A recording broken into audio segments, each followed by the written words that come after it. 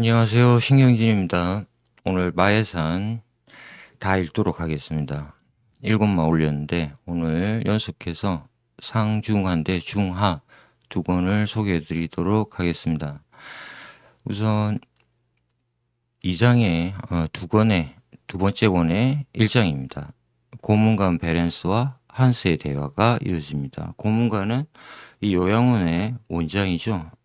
두 사람이 어떤 대화를 할까? 뭐 여러 가지 이야기를 하는데 재밌습니다. 정말이지 근심 걱정을 없애주는 최고의 담배이며 브랜디처럼 톡 쏘는 맛이 있는데 여자와 섹스를 할 때는 다소 삼가할 것을 충고합니다. 지금 이 두 사람이 병원장과 환자가 결핵 환자죠. 결핵 전문의 두 사람이 무슨 이야기를 할까? 사진을 보시면 아시겠지만 토마스 만이 들고 있는 거 주목해 보십시오. 시가입니다. 두 사람이 담배에 대해서 이야기하고 있다. 어, 우리 지금 현대 시각으로 보면 약간 미친 짓에 가까운 폐에 문제가 있는 환자와 전문의가 지금 두 사람이 여기 보시면 마리아 만친이라는 담배입니다. 시가 이 시가의 맛이 좋다라는 것을 칭찬하고 있습니다. 거의 뭐 이게 한 서너 페이지 정도 이어질 정도로 칭찬이 쭉 이어진다. 특이합니다. 자, 한번 보시죠. 왜 담배를 필까? 왜 담배를 찬양할까? 찬미할까? 불안과 축제의 기분이란 누구나 다 알다시피 상호 모순되는 것이 아닙니다. 난생 처음으로 아가씨를 껴안은 젊은이나 그 아가씨 또한 불안한 기분이 들겠지만 이와 동시에 두 사람 다 황홀해서 녹아내릴 것 같은 지경이 됩니다. 자, 시가 이 담배는 불안을 해소해주는 일종의 환각제죠. 그런데 이 환각에 대해서 이야기를 하다가 불안과 환희, 축제의 기분이 동일한 것이다. 상호모순되는 것이 아니다. 동전의 앞면과 뒷면이 아니라 서로 공존하고 있다라는 이야기를 이렇게 하고 있습니다. 우울한 마음과 행복한 마음이 사실은 다른 것이 아니다. 동시에 존재할 수 있다. 이런 이야기겠죠. 자, 그리고 이제 이 베렌스 고문관에 대한 이야기가 조금 이어지는데 왜 우리 주인공 한스 카스토로프가 이 베렌스 고문관을 만나냐면 베렌스 고문관이 자신이 좋아하고 있는 연모하고 있는 마음에 품고 있는 쇼샤 부인 러시아 그 미모의 쇼샤 부인을 그렸다라는 초상화를 직접 그렸다라는 정보를 알게 되어서 지금 페렌스 공간을 우연을 가장해서 만나서 그 그림을 혹시 볼 수 있을까? 이렇게 이야기를 하면서 이야기가 진행됩니다. 자, 의사 그리고 화가 페렌스 공간은 의사이면서 아마추어 화가이다. 예컨대 화가이면서 그 외에 의사, 생리학자, 해부학자가 되어 여성의 속옷 아래 감추어진 부분에 대해서도 남모르는 지식을 갖고 있다면 이것은 장점이 될 수 있습니다. 페렌스 고문관 스스로가 이야기하고 있죠. 의사도 이런 인문학적, 예술적인 것에 관심을 갖고 있으면 훨씬 더 도움이 된다. 그림 한번 보시죠. 옆에 그림은 조금 왼쪽 그림, 오른쪽 그림은 잘 모르지만 왼쪽 그림 너무 잘 알죠? 누구겠습니까? 작가 들라크루아입니다. 러시아 아니죠. 프랑스 혁명을 그린 너무 유명한 그림이죠. 낭만주의 시대를 대표하는 화가입니다. 그래서 사실 마에서는 모더니즘 계열이라고 굳이 이야기하면 해야 될 것 같은데 곳곳에 낭만주의적 요소가 그것도 정확히 이야기하면 독일 낭만주의죠. 낭만적인 느낌이 굉장히 강한 작품이라서 제가 이 들라크루아의 낭만주의 작품을 밑에 배경 그림으로 넣었습니다. 참고하시고요. 자, 생명이라는 것은 무엇일까? 지금 의사와 삶에 대한 의문을 많이 품고 있는 우리 한스, 이 두 사람이 대화하고 있는 거 따라가 보죠. 자, 생명이라는 것에 대해서 이렇게 이야기합니다. 그것 역시 산화작용입니다. 젊은이. 생명도 주로 세포 속의 단백질의 산화작용에 지나지 않습니다. 이 때문에 아름다운 유기체에 동물적인 열이 생기는 겁니다. 물론 이 열이 가끔 도를 넘는 경우도 있습니다. 자, 생명이란 죽음입니다. 지금 이 요양원의 결핵 전문의 의사가 하는 이야기입니다. 생명이란 곧 죽음이다. 그런데 이게 인문학적으로 표현한 것이 아니라 자연과학적, 의학적 지식으로 이야기하고 있죠.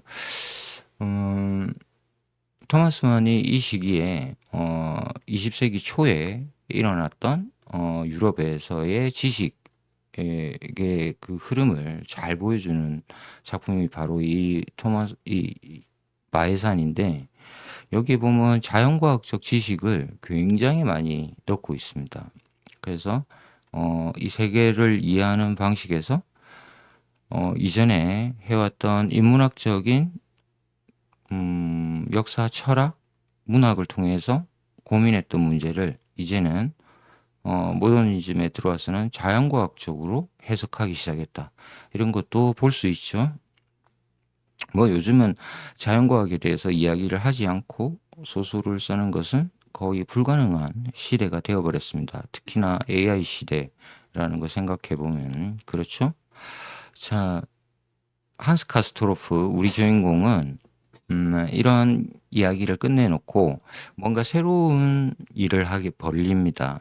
그 새로운 일을 벌이는 것은 이 요양원에서 쉽게 만날 수 없는 중환자들을 병문안하는 것입니다. 보통 가볍게 조금 증세를 앓고 있는 환자들은 식당에서 하루에 5번이나 식사하죠. 식사 자리에서 대부분 만나서 그 사람이 누군가 이런 거를 알 수 있는데, 중환자들은 식사하러 내려오지 못하잖아요. 병실에 누워 있으니까. 그래서 지금 우리 한스 카스토로프는 죽음에 대한 의문을 가득 품고 있는 젊은이입니다. 그래서 독특하게 이들 중환자들을 찾아다니면서 병문안하고 죽음을 바로 코앞에 목전에 두고 있는 사람들을 이렇게 만나러 갑니다. 거기다가 더해서 한번 산책할 때 이 다보스 플라츠에 있는 묘지까지 방문하게 됩니다. 이 이야기가 쭉 이어집니다. 그래서 이 소설의 큰 주제, 곧 죽음이죠.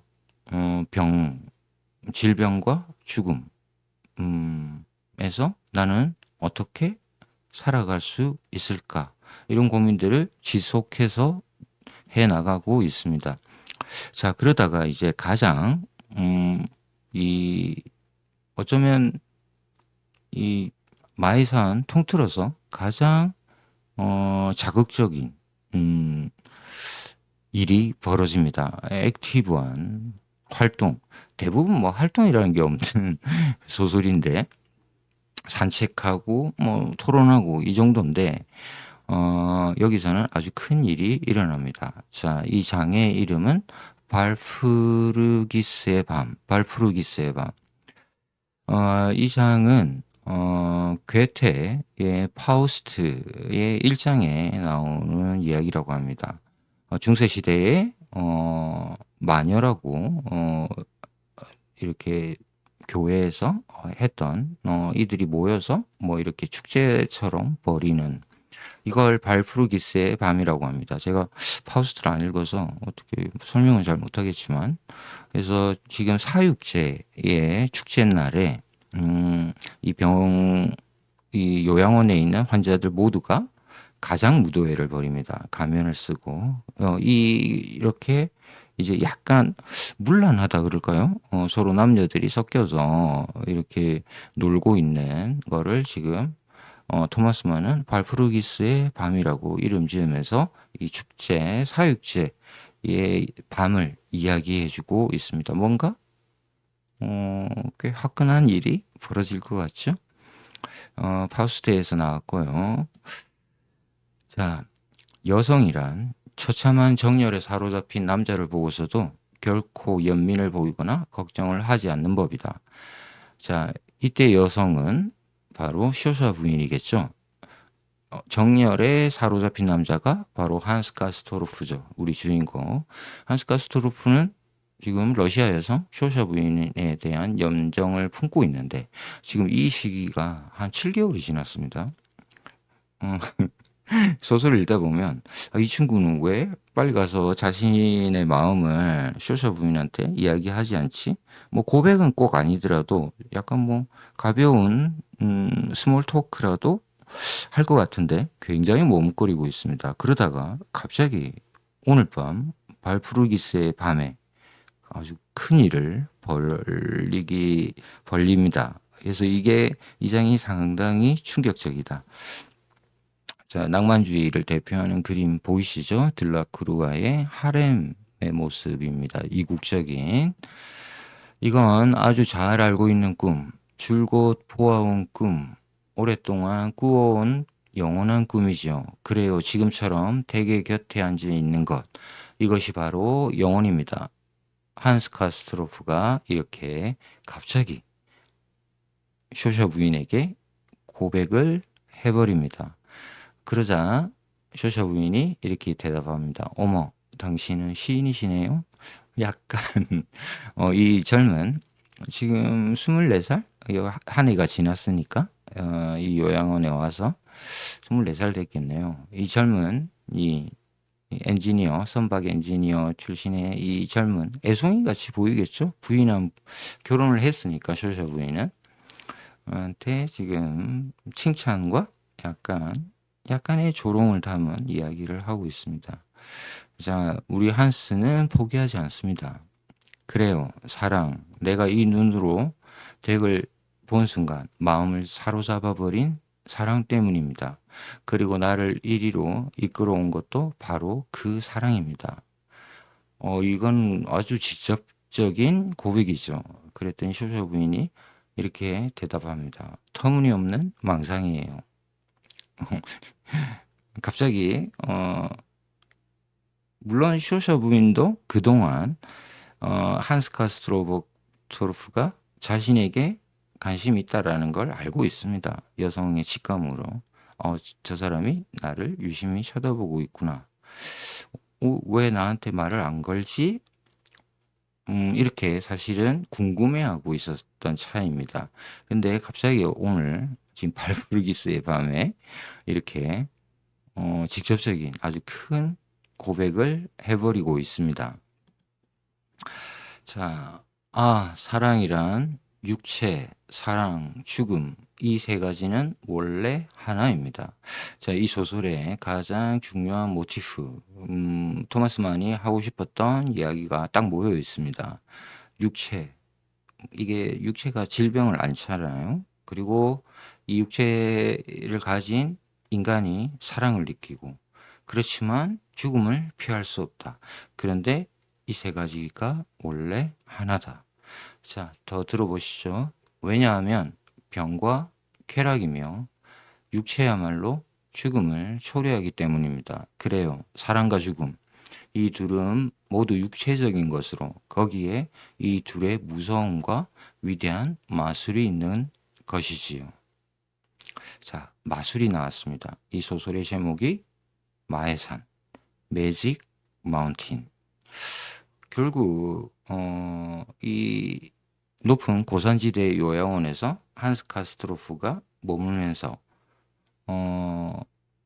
다가온 이 사랑, 쇼샤 부인의 사랑, 이것이 곧 마술이다. 결핵이란 치명적이죠. 죽음을 어쩌면 죽음을 맞이할 수 있는 이 환자들 사이에 사랑이 지금 피어나서 혼란을 느끼는 것이죠. 이 혼란을 지금 마술이라고 토마스 만은 이야기하고 있습니다. 자, 요 고백 제가 그동안 살아오면서 꽤 많은 소설을 읽었습니다. 뭐 많이 읽지는 못했지만 직업이 소설가고 하니까 꽤 많은 소설을 읽었다고 생각하는데 사랑을 다룬 건 기분이죠. 소설에서. 그래서 한 A가 B에게 사랑을 고백하는 것. 이건 뭐 소설서에서 굉장히 많이 접하는 부분이죠. 그런데 지금 바로 이 읽을 부분은 제가 이때까지 읽은 소설에서 사랑 고백 중에서 가장 그로테스크한, 이건 도대체 뭐지? 아니 이런 사랑 고백을 할 수 있다고 하는 부분이었습니다. 깜짝 놀랐습니다. 자, 한번 읽어보겠습니다. 인체의 이 감미로운 부분을 애무한다라는 것은 그 얼마나 끊임없고 멋진 희열일까요? 죽어도 여한이 없을 것 같은 희열. 아, 대개의 무릎의 피부 냄새를 맡게 해주십시오. 정교한 관절 주머니가 지방을 분비하고 있는 무릎 말입니다. 아, 대개의 허벅지에서 율동하고 훨씬 아래에서 두 개의 경부 동맥으로 나뉘는 대퇴부 동맥에 경건하게 내 입술이 닿게 해주십시오. 오, 대게 털구멍에서 나오는 분비물의 냄새를 맡고 되게 부드러운 털을 애무하게 해주십시오. 물과 단백질로 이루어져 무덤 속에서 분해될 운명을 지닌 인간의 형상이요. 대게 입술에 내 입술을 댄 채로 나를 영원히 죽게 해주십시오. 제가 앞에 이야기했던 거 이해하셨겠죠? 당신을 사랑합니다. 지금 고백하고 있는데, 키스를 원합니다. 이런 이야기잖아요. 근데 지금 이렇게 표현했습니다. 되게 털구멍에서 나오는 분비물의 냄새를 맡고, 이거 거의 사실은 과학적인, 뭐, 생물학적인, 의학적인 지식을 동원해서 지금 하고 있는데, 약간 변태적인 느낌이 들죠? 이런 고백을 받으면 어떨까요? 쇼샤 부인의 반응 한번 볼까요? 댁은 정말 호색한 이군요. 여자의 환심을 사기 위해서 독일식으로 아주 심오한 방법으로 애원을 하니 말입니다. 지금 위에 나왔던 지금 한스의 고백이 독일식이다라고 쇼샤 부인이 이야기하고 있습니다. 이건 곧 굉장히 실용적인 지식, 과학 지식, 뭐 인체를 이렇게 과학적인 지식을 동원해서 이렇게 하고 있다.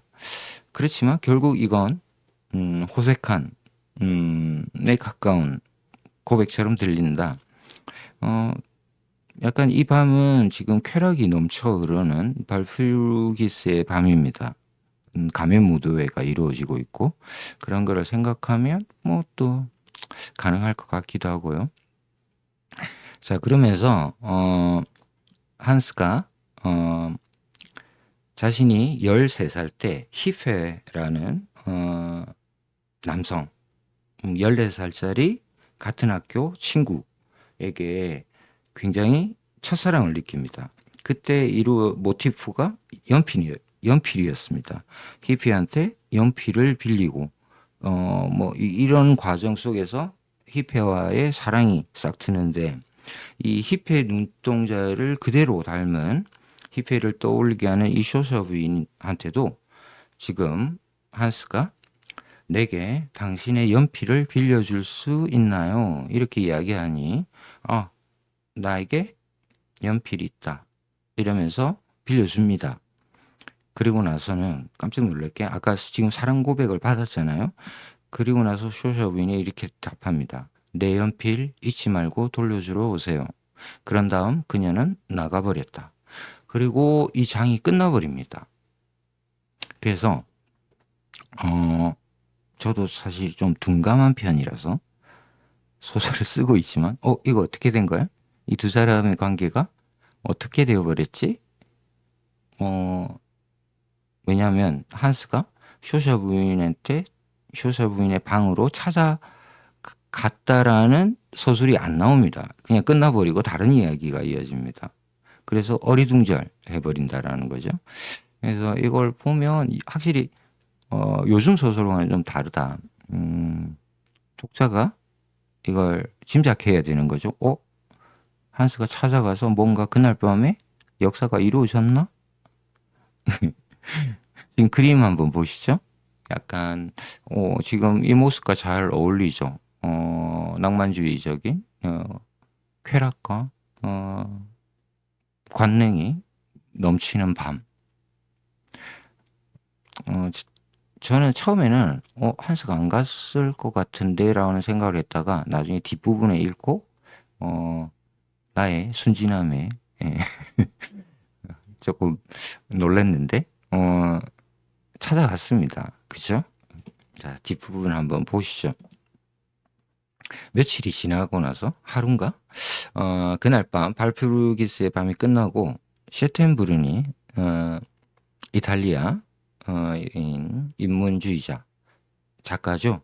이 사람이 다가와서 이렇게 이야기합니다. 어이, 엔지니어 양반, 석류의 맛은 어떻던가요? 한스 카스토르프는 기뻐하면서도 당황해서 미소 지었다. 자, 이 질문은 곧 석류의 맛은 어땠나? 이 석류는 누굴 가리키는 것 같습니까? 당연히 쇼샤 부인이죠. 그러니까 한스가 쇼사 부인의 방을 찾아가서 그날 밤 무슨 일이 일어났다는 것을 이 요양원에 있는 사람들이 다 알게 됐다라는 이야기가 또 되는 겁니다. 자, 이거는 옆에 우리 번역자가 달아놨습니다. 설명을 해주더라고요. 구약 성서에서 솔로몬이 처녀의 육체를 석류에 비유했다고 합니다. 그러니까 뭐 쇼사 부인은 처녀는 아니지만 어쨌든 그날 밤 한스와 쇼사 부인이 밤을 함께 보내게 되었다. 육체적으로 관계를 맺었다. 이런 거를 직접적으로 알 수 있는 부분입니다. 근데 이게 한스 카스토르프가 이 질문을 받으면서 기뻐했다라는 것도 굉장히 재미있죠. 자, 세텐부린이 이탈리아 출신 할아버지가 카르보나라 당원으로서 이탈리아 민족주의를 이끌었던 진보주의자입니다. 아버지 역시 인문주의자로서 대대로 할아버지, 아버지를 이어서 이 인문주의, 서구의 이성주의, 계몽주의로부터 시작된 이 합리적 이성주의자를 대표하는 휴머니즘으로 나오고 있습니다. 이 친구는 아니죠. 한 40대 중반 정도 된 이 세텐브리니는 우리 주인공 한스 카스토로프의 스승입니다. 곧 여기서 한스 카스토로프가 요양원에서 머물면서 삶이란 무엇인가, 어떻게 살아야 되는가라는 이 큰 질문을 갖고 고민하고 있는데 이 고민을 도와주는 스승이 등장합니다. 그 중에 한 사람이 세텐브린입니다. 그리고 중요한 건 이 세텐브린은 곧 토마스만의 화신처럼 보입니다. 그러니까 자신의 모습을 작가 본인의 모습을 이 세텐브리니에게 투영했다라는 거죠. 베니스의 죽음을 쓴 작가라고 생각하면 이탈리아인을 등장시켜서 자신의 분신으로 썼다. 이런 것도 굉장히 재밌게 볼 수 있습니다. 자, 그런데 여러 가지 지식을 보여주는데 여기서는 조금 특이한 이야기를 해줍니다. 동양은 행동을 싫어합니다. 노자는 무위가 천지간에 가장 유익하다고 가르쳤습니다. 서양과 달리 동양은 행동에 대해서 싫어한다. 그러면서 흥미로운 지점은 독일 출신의 이 작가인 토마스만이 노자에 대해서도 알고 있다. 노자의 핵심 사상이 무위잖아요. 아무 일도 하지 않는다. 이게 가장 유익하다. 약간 허무주의적 태도인데 노자가 뭐 도교라고 그러죠. 노자 사상에 대해서 아마도 세템브리니의 철학 중에서 가장 중요한 게 쇼펜하우어와 니체로 이어지는 이 니힐리즘적 요소가 있습니다. 이게 이제 조금 혼돈스러운데, 왜냐하면 합리적 이성주의자인 세템브리니가 니체와 쇼펜하우어를 지지한다라는 것은 어떻게 보면 대단히 이상하게 보입니다. 영국식 사고와 프랑스식 사고로 볼 때는. 근데 이 독일적인 것을 생각하면 대단히 이상하지 않고 이게 당연하게 또 보이기도 합니다. 그래서 독일 소설이라는 특징이 굉장히 잘 드러나고 있는 부분이기도 하다. 자, 조금 더 이야기 볼까요? 자, 세템브리니의 이야기입니다. 유럽인의 정신은 이성, 분석, 행동, 그리고 진보입니다. 동양은 행동하지 않는다. 그런데 유럽, 서양의 정신은 바로 이성이다. 리즌, 분석, 행동. 절대로 수도사의 나태함은 아닙니다. 자, 진보주의자인 세텐브리니는 지금 어떤 대상을 비판하고 있습니다. 수도사. 수도사라는 건 곧 중세를 이야기하죠. 중세의 서양은 가톨릭이 지배하던 곳입니다. 그죠? 중세 1000년. 1000년 조금 더 넘었죠? 그런데 지금 바로 이 계몽주의는 어디에서 어떤 반발로 나왔는가? 결국 가톨릭에 대한 반발로 나왔다라는 걸 굉장히 잘 보여주고 있죠. 자, 그랬더니 이제 여기에 아주 중요한 인물이 등장합니다. 나프타입니다. 유대인이고 이 나프타라는 아주 뭐랄까요, 재밌고 흥미로운 인물은 이 세템브리니어는 쾅하고 부딪히는 아주 반대 진영에 있는 어떤 보수적인 세계를 지향하고 있는 인물로 그려집니다. 근데 여기 아까 제가 세템브리니가 좀 이상하다고 했듯이 나프타도 이 보수를 표방하고 있는 이 나프타의 모습도 굉장히 혼란스럽습니다. 그래서 이 소설을 읽어볼 때 가장 힘든 부분이 바로 세템브리니와 나프타의 논쟁입니다. 여기에서 길을 잃으면 이 소설이 굉장히 시시하게 느껴지고 흥미가 떨어집니다. 그런데 이 논쟁을 잘 추적해서 따라가면 굉장히 재밌습니다. 답이 나오냐? 답은 스스로 독자가 구해야 되는데 그럼에도 불구하고 굉장히 흥미롭다, 재밌다. 한번 보실까요? 자, 수도사의 나태함이라고요? 말도 안 됩니다. 유럽 문화의 기반은 수도사 덕택입니다. 우리에게 곡식, 과일 및 포도주를 베풀게 된 것은 바로 그들 덕택입니다. 자, 수도원과 수도사를 보호하고 있죠. 수도사의 나태함? 그거 아니야. 우리는 이 수도원에 있는 수도사가 있음으로 해서 우리 문명이, 서양의 문명이 발전할 수 있었다. 이걸 잘 보존해야 된다. 세템브리니어는 정반대의 이야기를 하고 있죠. 자, 그런데 제가 오늘 가져오지는 않았지만 여기가 제일 힘들다고 그랬죠. 그리고 사실상 이 소설 마에사는 바로 이 부분 세템브리니와 나프타의 논쟁으로 계속 이어집니다. 끊임없이. 그래서 이걸 잘 보시고 재밌게 읽어야지 이 소설을 우리가 넘어갈 수가 있다.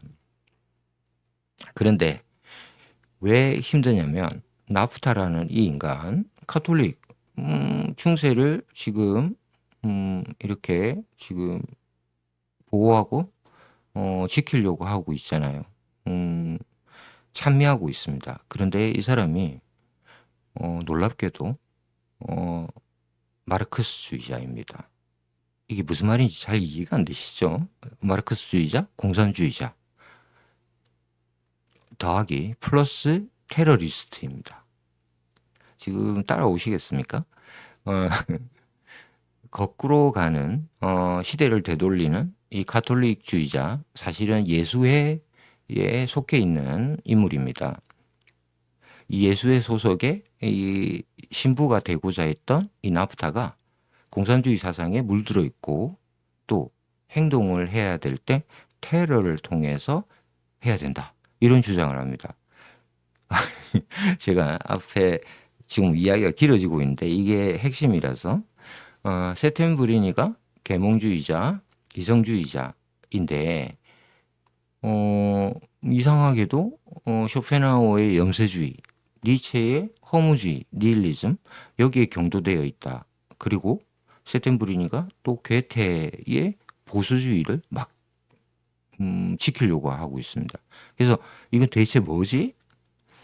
이건 곧 지성이라는 것이 하나의 이념으로 딱 그려지지 않는다라는 것을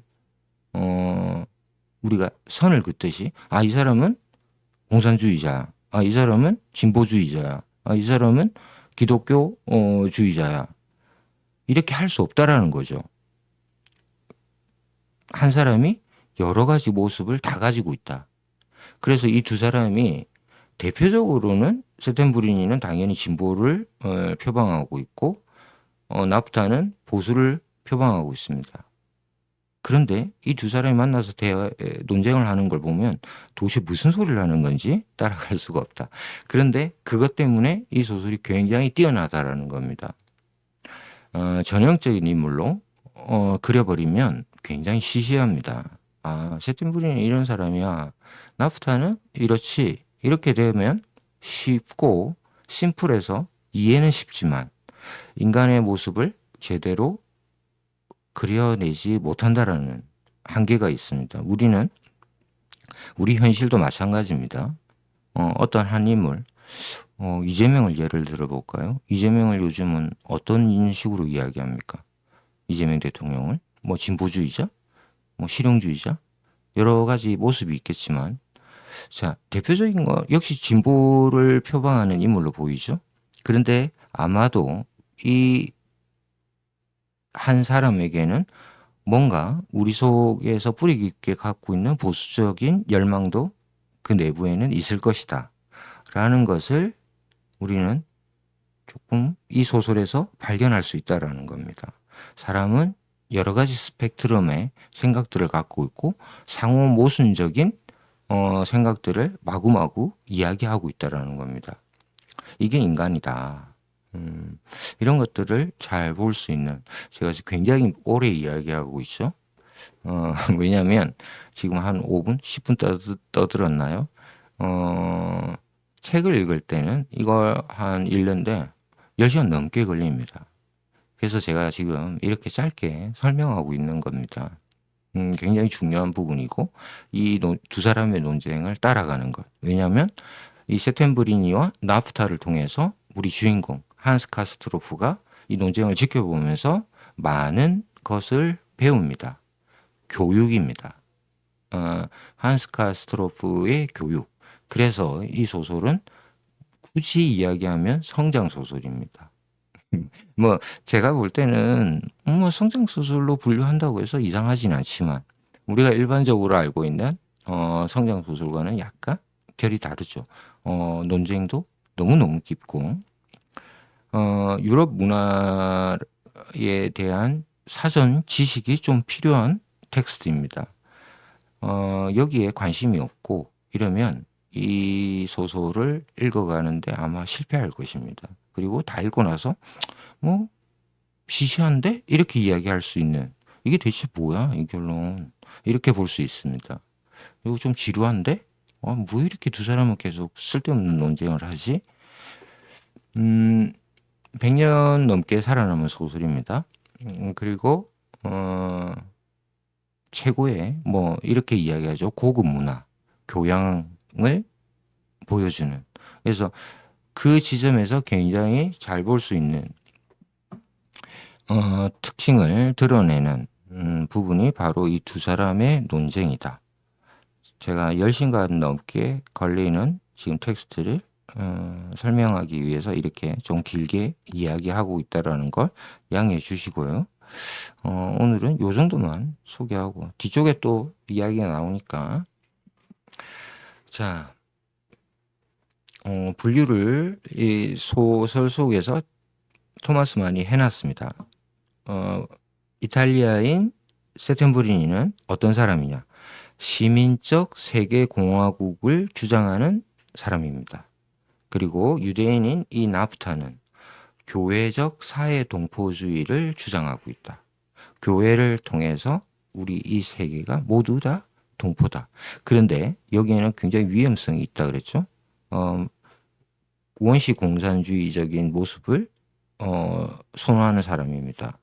그래서 원시 공산제를 채택해서 이 세계를 폭력으로 테러로 진압해야 된다.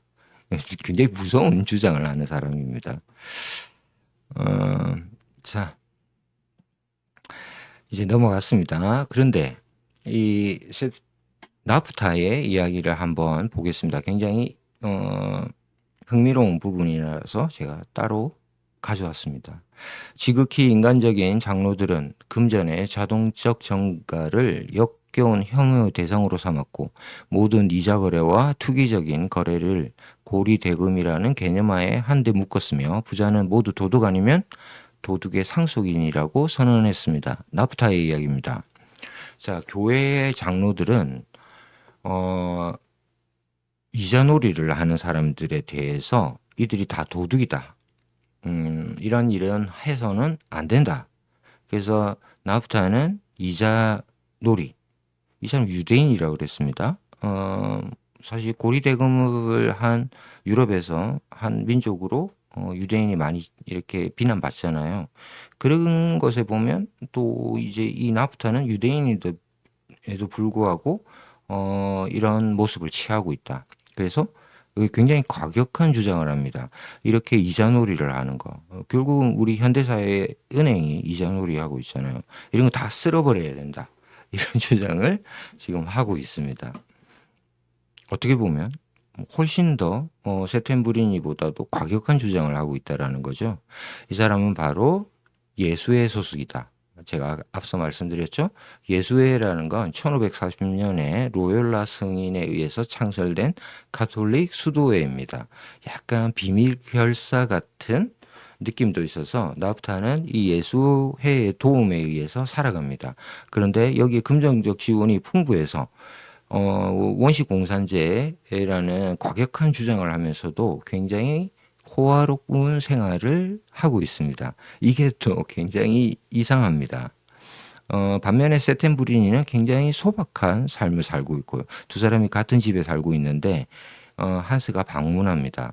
2층에 나프타가 있는데 나프타의 방에 들어갔더니 모든 천들이 비단으로 이루어져 있고 고급 가구가 있고 이 속에서 살고 있는데 다락방에 있는 세템브리니한테 갔더니 이 이성주의자 진보주의자는 굉장히 소박한 어쩌면 가톨릭 수도회사의 모습처럼 수도를 하는 사람처럼 소박한 삶을 살고 있다. 옷도 잘 안 갈아입습니다. 이런 것들이 뒤죽박죽이다 라는 거를 보여주고 있습니다. 그래서 아까 앞서 이야기했죠. 진보주의자, 보수주의자로 규정하지만 사실은 알고 보면 거기에는 여러 가지 모습이 있다. 그래서 한 사람을 딱 규정할 수 없다. 제가 좀 이상한 이야기 해볼까요? 요즘 한국의 정치에서 굉장히 많이 이제 최근에 논란이 있었던 게 조국 혁신당이 이 민주당에 이렇게 합당하려고 했던 이게 실패로 끝났잖아요. 지방선거 이후로 미뤄진 결론이 나버렸는데 지금 현재는 조국 혁신당을 이끌고 있는 조국이라는 분, 이분을 단순하게 진보주의자다라고 규정을 할 수 있죠. 스스로 진보를 표방하고 있는 사람이라서 나는 진보주의자다 하는데 본인 스스로도 반대하지 않을 겁니다. 그런데 이분의 삶을 한번 들여다보시죠. 서울대 교수 출신의 또 부인도 교수였고 뭐 그 때문에 정치적 고난도 겪었죠. 아마 강남에 살고 있을 겁니다. 여러 가지 모습이 존재한다라는 거죠. 진보를 이야기하고 있지만 사실 이분이 뭐 가난한 사람들과의 삶과는 좀 동떨어져 있잖아요.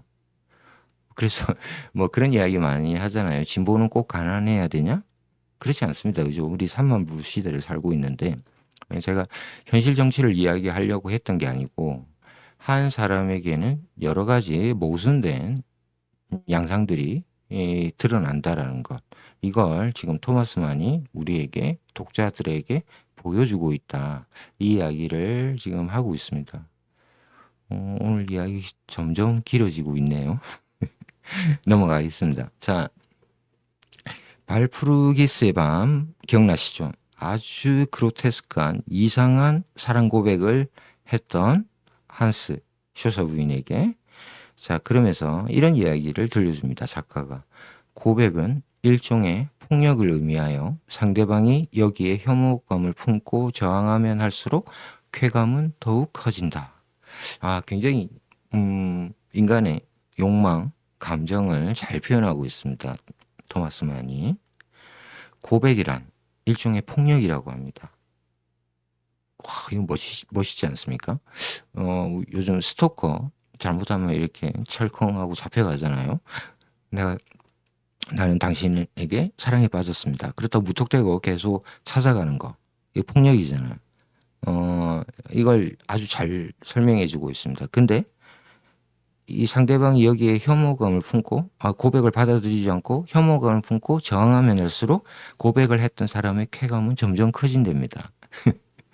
약간 변태적인 좀 느낌이 들긴 하지만, 자, 레오 나프타, 굉장히 이상한 사람이라 그랬죠. 나프타. 자, 이 나프타의 사상의 배경을 지금 볼 수 있는 단어들이 나오고 있습니다. 이 사람은 어떤 사람들한테 지식을 받았나? 마르크스입니다. 그리고 헤겔, 유물론자죠. 아니죠. 형이상학, 그러니까 변증법을 만들어낸 형이상학적 변증법. 이걸 이제 마르크스가 유물론적 변증법으로. 아무튼, 자, 헤겔과 마르크스로 이어지는 이 19세기 근대 진보주의 사상, 원시는 아니고 공산주의 사상. 여기에 영향을 받았다라는 겁니다. 그런데 너무 놀랍게도 프로이센, 지금 이 시대가 1910년대고, 프리드리 대왕 몇 세죠? 아무튼. 자, 프로이센을 지배하고 있는 이 왕정, 이 프로이센, 프리드리 대왕에 대한 흠모를 가지고 있습니다. 미친 거 아닙니까? 제가 볼 땐 너무 이상하다. 마르크스주의자이면서 프리드리 대왕도 좋아하고, 게다가 프로테스탄트에 대해서는 굉장히 공격적인 생각을 갖고 있습니다. 특히 루터에 대해서 굉장히 공격한다, 비판한다. 반면에 카톨릭은 굉장히 이제 예수의 소속이니까 카톨릭을 수호하려고 노력하고 있고, 그러면서 또 공통적으로 괴테 사상, 문학에 대해서는 흠모하고 있습니다. 그래서 이렇게 이상한 지점들을 너무너무 잘 보여준다. 자, 나프타의 이야기입니다. 병은 지극히 인간적입니다. 왜냐하면 인간이란 병을 앓는 존재이기 때문입니다. 사실 인간 자체란 본질적으로 병이며 그 병을 알아야 비로소 인간이 인간답게 됩니다. 그러면서 루소주의자들에 대한 비판을 하게 됩니다. 그림이 굉장히 잘 어울리죠? 지금 이 텍스트 문장과 함께 수도원의 모습과 그래서 카톨릭이 병을 앓는 환자들에 대해서 굉장히 애착을 갖고 또 죽음에 대해서 왜냐하면 병을 앓고 죽으면 이제 사후세계가 펼쳐지잖아요. 그래서 착한 일을 하면 천국에 가고 나쁜 일을 하면 지옥에 떨어지는 그래서 이 병 자체가 인간이다 이런 이야기를 하고 있습니다. 그리고 자,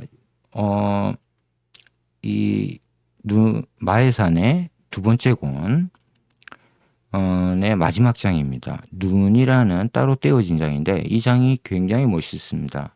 한스 카스트로프가 스키를 배웁니다. 왜?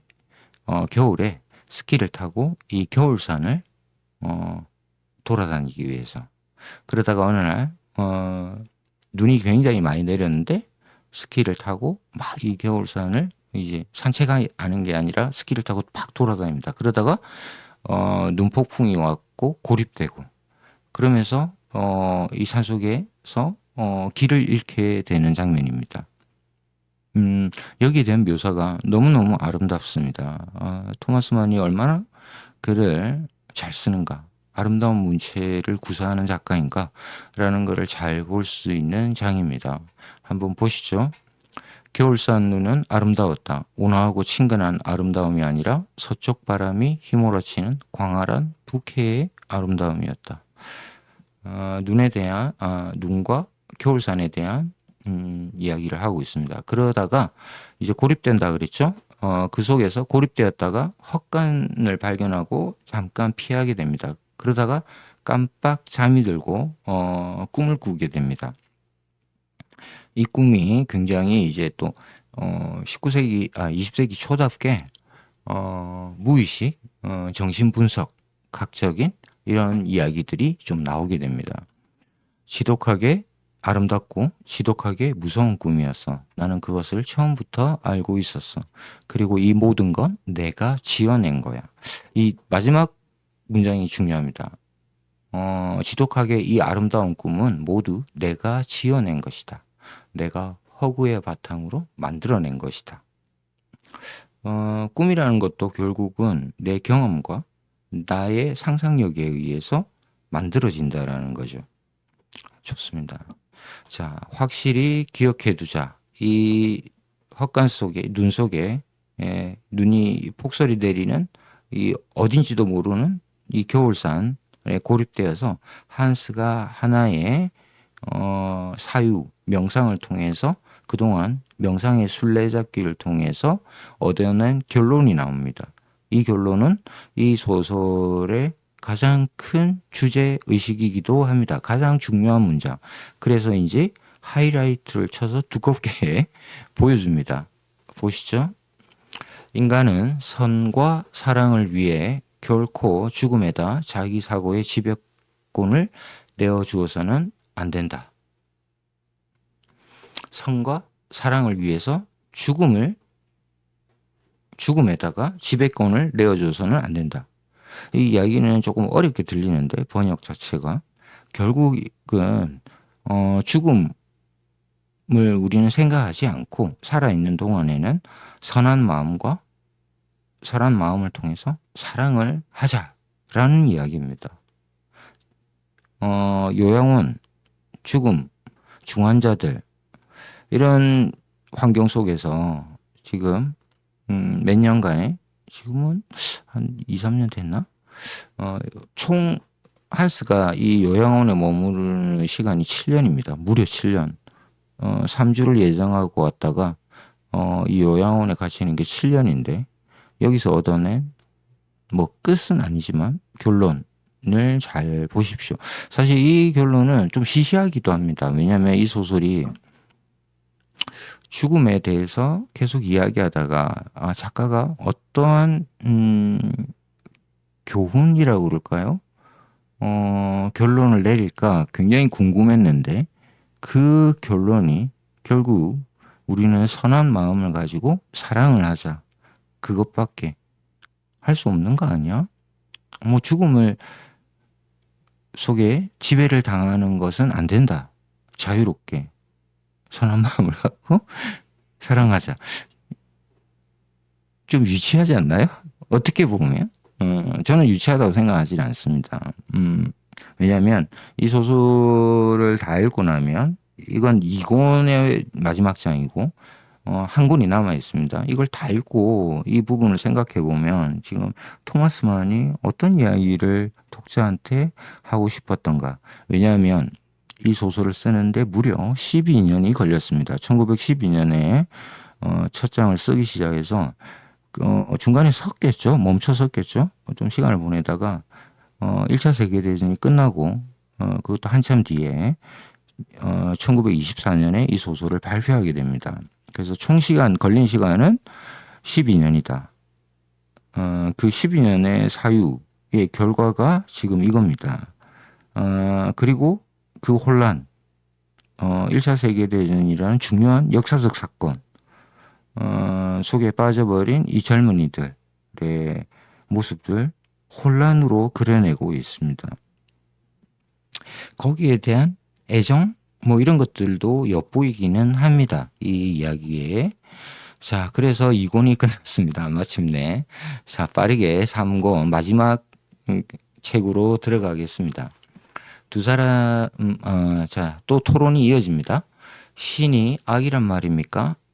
이것도 굉장히 재미있는데 어떤 토론을 형이상학적인 토론을 하다가 이런 이야기를 합니다. 세템불이니까 형이상학이 악입니다. 형이상학은 우리가 사회라는 전당을 건립하기 위해 바쳐야 하는 노력을 잠재우는 것 외에는 별 가치가 없기 때문입니다. 자, 신이 악이 아니라 바로 형이상학. 이게 좀 어려운 이야기죠.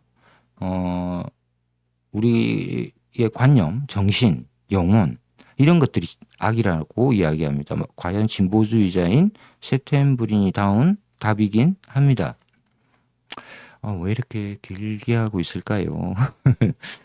할 이야기가 많은 텍스트입니다. 12년 동안 쓴 소설을 제가 읽는데 걸린 시간이 뭐 며칠 정도 되겠죠? 그렇게 보면 너무 빠르게 읽었던 것 같기도 하고요.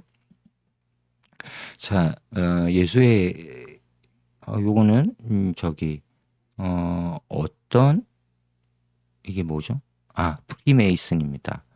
세템브리니는 또 흥미롭게도 나중에 정체가 드러나는데 프리메이슨의 이론이다 이런 게 나옵니다. 그러니까 나프타는 예수의 소속이고 세템브리니는 프리메이슨이다. 이런 것도 딱 이제 설정을 한 거죠. 토마스만이 진보를 대표하는. 자, 그래서 그러다가 이제 스토리로 한번 들어가 보겠습니다. 자진해서 사실은 병이 낫지 않았는데 외사촌인 요아힘 침센이 베렌스 고문관의 권유에도 불구하고 이 요양원을 벗어나서 군에 입대해 버립니다. 나는 군인이 되어야 한다. 내가 병이 아직 낫지 않아도 나는 군인이 된다. 이러면서 그냥 탈주하듯이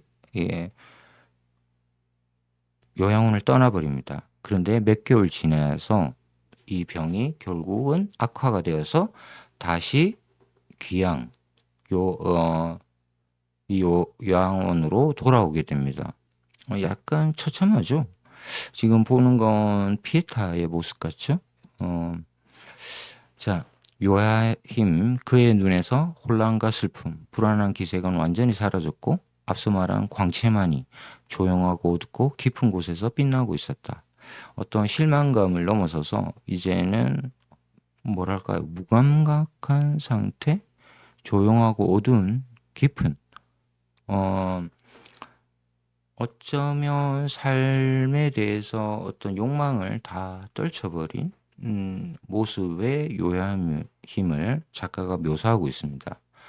자, 그러다가 며칠이 지나지 않아서 요야힘은 죽게 됩니다.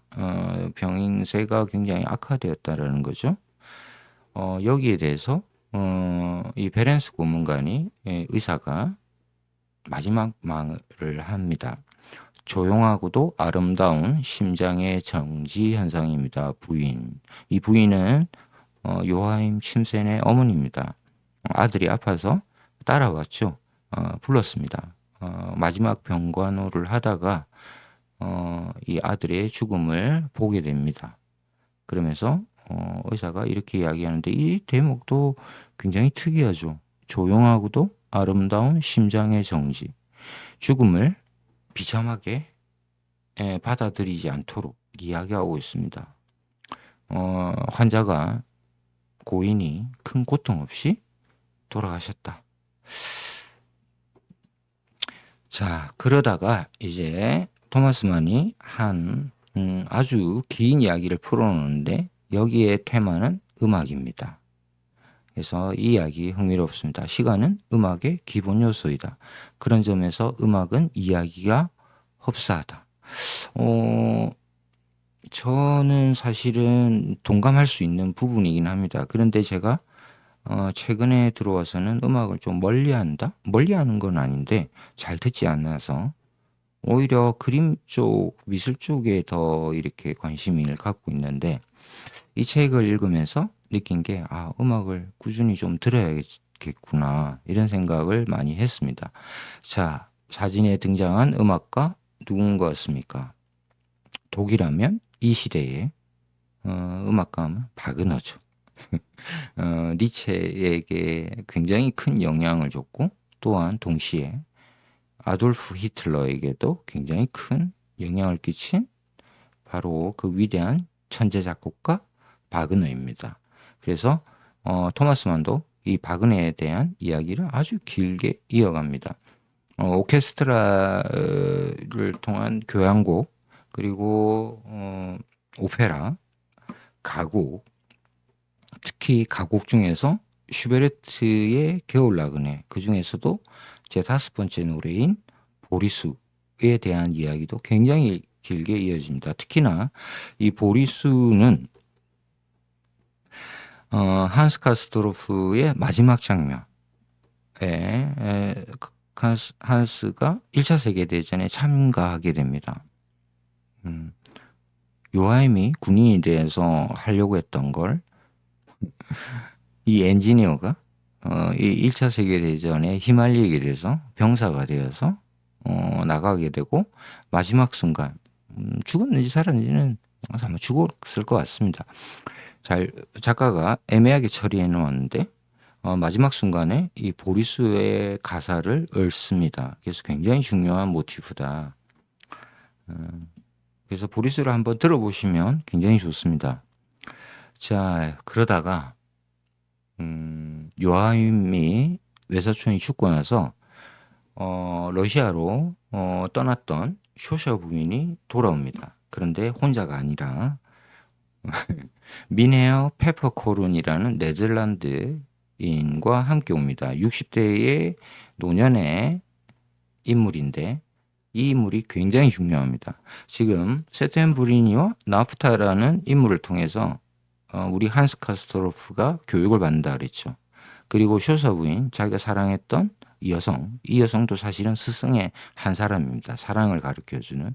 그리고 마지막 스승이 어쩌면 이 민헤어 페퍼코론일 수 있습니다. 굉장히 중요한 사람이고 이 민헤어 페퍼코론이 가진 생각이 어쩌면입니다. 우리 한스 카스토로프가 갖게 되는 마지막 결론, 종착지 아닐까? 이렇게 생각할 수 있습니다. 아닐 수도 있다.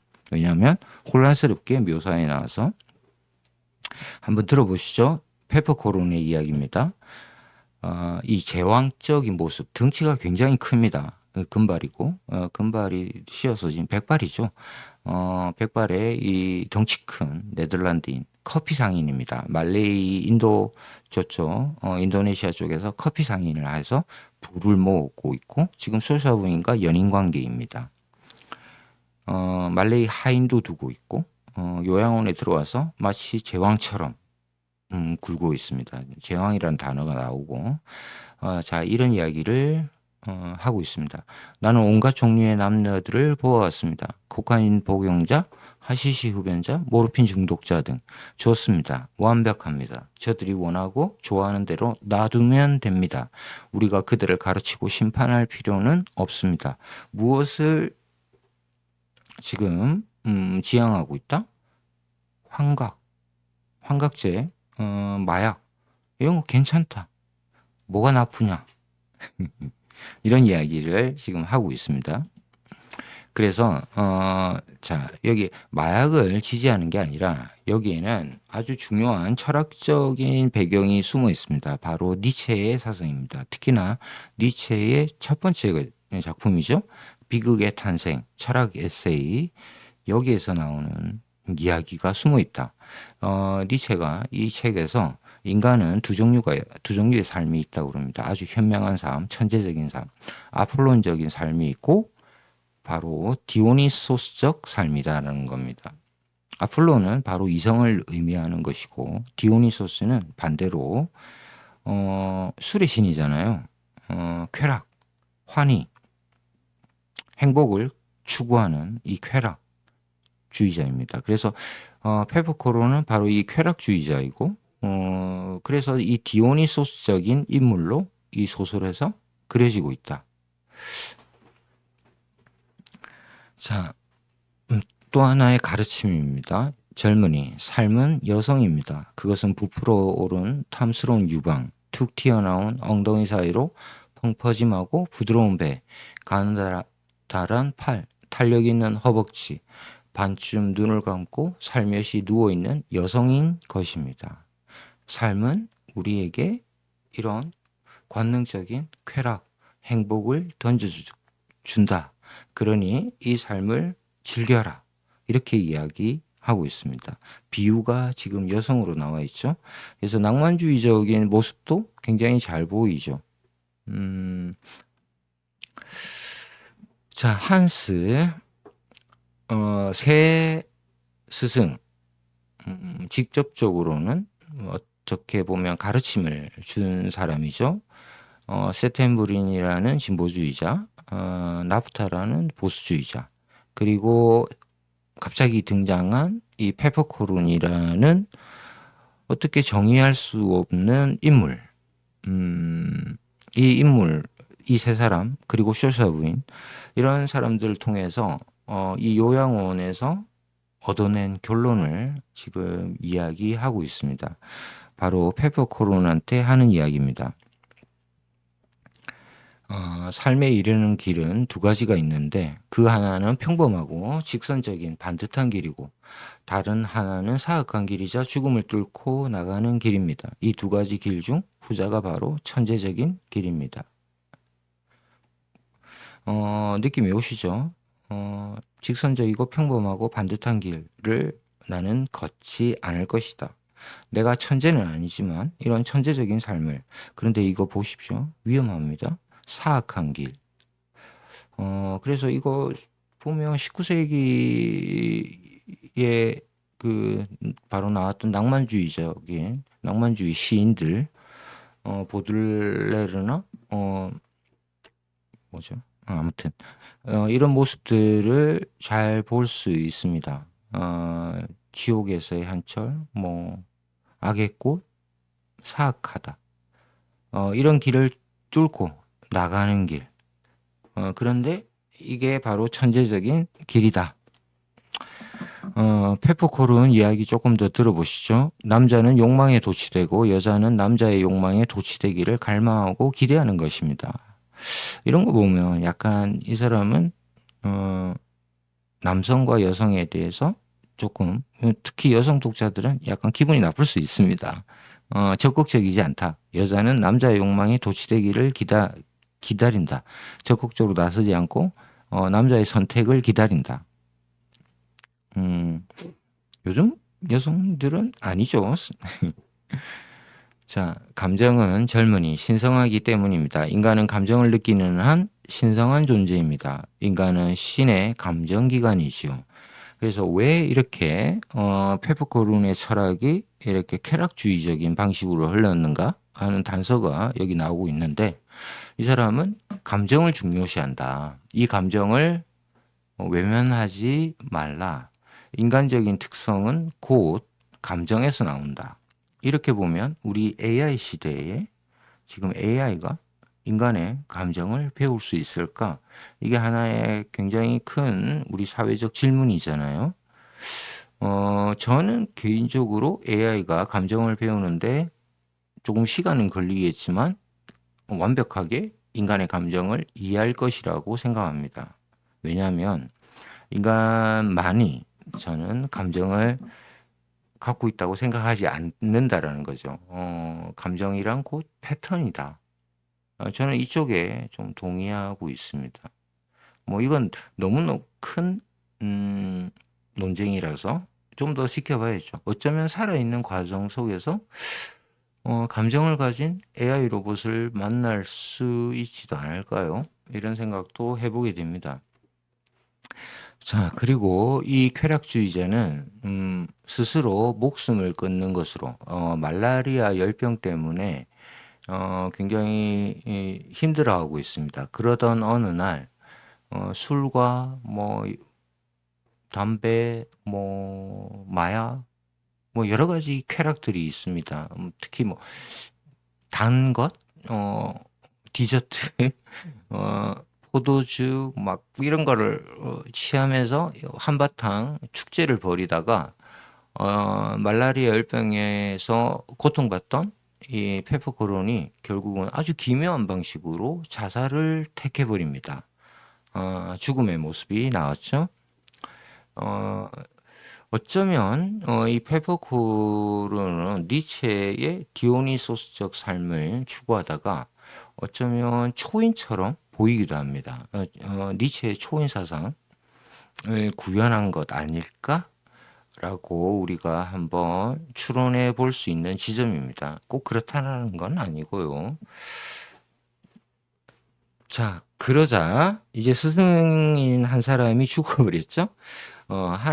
우리 한스 카스토로프는 무감각이라는 악마가 찾아와 버립니다. 어, 슬픔, 절망이 아니고 무감각입니다. 세계 정세가 나를 혼란에 빠뜨리고 있습니다. 발칸 동맹이 곧 실현될 것 같습니다. 그러면서 소설 후반부에 곧 발칸 동맹, 오스트리아와 세르비아 민족주의 여기가 부딪히면서 1차 세계대전이 발발하죠. 이 지점을 소설 속에서 이야기하고 있습니다. 자, 그러다가 갑자기 크로코프스키 의사죠. 정신분석학 정신과 의사입니다. 이 사람을 등장시키면서 너무 이상한 이야기를 이 소설 속에 나오는데 작가 본인도 조금 부담이 됐는지 장 이름을 이렇게 해놨습니다. 너무나 수상쩍은 이야기라고. 어떤 이야기를 하냐면 초능력이죠. 초능력을 가진 한 여성을 등장시켜갖고 약간 초현실적인 이야기를 합니다. 최면술, 예지력, 초능력, 초현실, 유령 막 이런 이야기들 이런 것들을 정신분석학적으로 마치 과학인 듯이 풀어내고 있어서 굉장히 독특한 장인이기도 합니다. 약간 시대에 뒤처진 모습은 좀 보이기도 하고 역시 19세기 말과 20세기 초의 작가구나라는 생각도 하게 되면서 동시에 또 위대한 모더니즘의 모습도 보게 된다. 여러 가지 생각을 좀 했습니다. 그러다가 이제 과도한 흥분 상태가 오게 됩니다. 무감각에서 한스 가스트로프가 과도한 흥분 상태, 상황이 바뀌어 버린 거죠. 불화와 불협화음, 분쟁, 결투가 일어나는데 중세했던 그 결투 있잖아요. 나프타와 세텐브르니가 이 두 스승이 싸우다가 이 논쟁을 굉장히 격하게 하다가 두 사람이 이렇게 모욕을 당했다. 내 명예가 실추됐다. 그러면서 나프타가 결투를 신청하게 됩니다. 그리고 세텐브리니가 이 결투를 받아들이게 되고요. 칼로 싸울까? 하다가 나프타가 안 돼. 이러면서 총으로 싸워버립니다. 우리 총으로 싸우자. 그래서 결투가 이루어집니다. 굉장히 극하게 흘러가죠. 그래서 그 결투장에서 심판을 우리 한스 주인공이 하게 되고 이 세텐브리니가 먼저 총을 쏘는데 허공에 대고 한 발을 쏘습니다. 그러자 나프타가 굉장히 이 세텐브리니를 비겁자라고 욕하면서 왜 날 쏘지 않느냐 그러면서 갑자기 총구를 자신의 머릿속으로 가져가서 자살을 택해버립니다. 그래서 지금 스승들 중에 앞에 페퍼콜은 디오니소스적 초인 사상을 가진 이 제왕적 인물이 자살을 했고 나프타도 이 보수적인 세계, 기독교적 세계를 어, 대변했던 인물 나프타도 자살해 버립니다. 갑자기 우리 한스의 충격 대단했겠죠? 자, 정의란 부르주아적 수사학의 공허한 말에 지나지 않는다. 그래서 이 시기의 모습, 결국 시민사회란 부르주아 시대가 20세기에 펼쳐졌다. 이렇게 작가가 이야기하고 있습니다. 그래서 모든 정의는 부르주아가 독점했다. 이런 지점에서는 우리 21세기를 살고 있는 우리도 뭐 별반 다를 게 없죠. 아직도 우리 사회의 가장 큰 권력은 사실 재벌한테 있잖아요. 재벌과 정치 권력들, 엘리트, 이들이 다 정의를 가지고 있지 않나? 자, 그러다가 제임스 티나펠 자신의 후원자죠. 외갓집의 어른이 죽습니다. 노영사가. 이로써 한스는 세 번째로 고아가 되었다. 엄마가 죽고 아버지가 죽고 할아버지가 죽고 그러면서 고아가 되었고 또 자신을 후원하던 노영사 티나펠이 죽음으로써 세 번째 고아가 되었다. 이야기를 하고 있습니다. 그런 다음 황태자 암살 사건이 일어났다. 자, 1차 세계대전이 발발했다. 1914년 몇 월이었죠? 아무튼 기억이 안 나네. 그러면서 오스트리아가 세르비아에 선전 보고하고 러시아가 오스트리아에 선전 보고하고 독일이 러시아에 선전 보고하고 막 이러면서 1차 세계대전이 발발해 버립니다. 한스의 질문입니다. 우리는 어디에 있는 것일까? 저것은 무엇일까? 꿈은 우리를 어디로 데려간 것일까? 1차 세계대전에 와서 여기에 참여하게 된 군인으로 참여하게 된 한스 가스토로프의 질문입니다. 그래서 이 소설의 마지막 장을 이루는 질문, 큰 질문입니다. 우리는 어디에 있는 걸까? 여전히 혼란 속에 서 있다. 스승도 죽었죠? 두 사람이나. 쇼사 부인은 충격으로 러시아로 되돌아가 버립니다.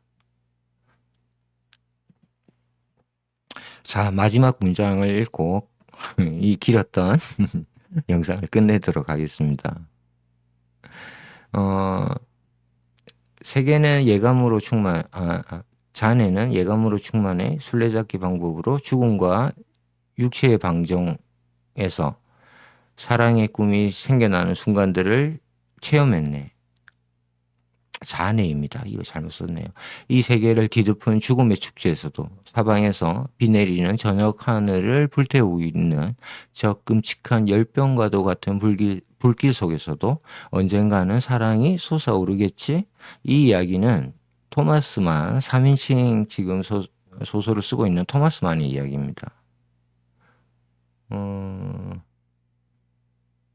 이 세계를 뒤덮은 죽음의 축제. 1차 세계대전 이야기하고 있죠. 이 끔찍한 열병 같은 불길 속에서도 언젠가는 사랑이 솟아오르겠지? 라는 질문으로 이 소설은 끝납니다. 그래서 자, 결론이 뭐야? 결론 없습니다. 결론은 여전히 우리는 거대한 혼란 속에 서 있다. 이 혼란을 이끌어왔던 것은 삶과 질병과 사랑과 죽음입니다. 자, 이렇게 해서 마침내 마해산을 완결했습니다. 제가 오늘 좀 이야기가 길었죠? 요즘 허리가 안 좋아서 의자에 좀 오래 앉아 있었더니 허리가 아프기 시작합니다. 빨리 끝내야겠습니다.